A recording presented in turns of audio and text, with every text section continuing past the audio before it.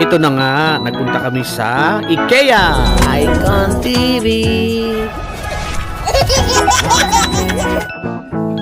Napakaganda pala dito sa IKEA.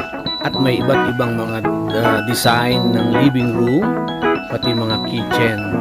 Kita nyo naman, ang ganda ng mga design nila. Wow! Yan po yung mga cabinet.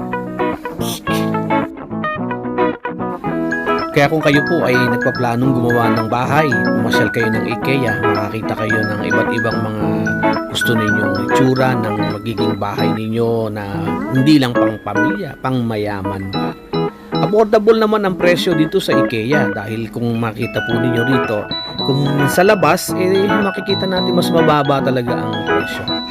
Hindi po sa ibinebenta ko ang IKEA, kundi namamanghalang po ako sa gaganda ng mga design po ng kanilang mga paninda.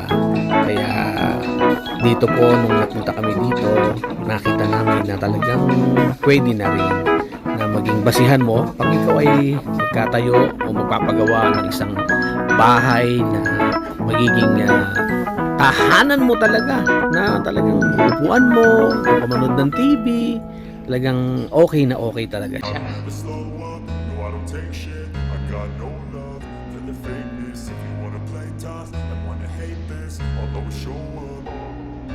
I don't ever slow up, no I don't take shit. I got no love for the fakeness. If you wanna play tough and wanna hate this, I'll always show up and make a statement. I don't ever slow up, no I don't take shit. I got no love for the fakeness. If you wanna play tough and wanna hate this, I'll always show up and make a statement. Everything I do so instinctive and so passionate. Every word I move so descriptive like an adjective. I got a vendetta against people who patented being negative when you should be getting after it.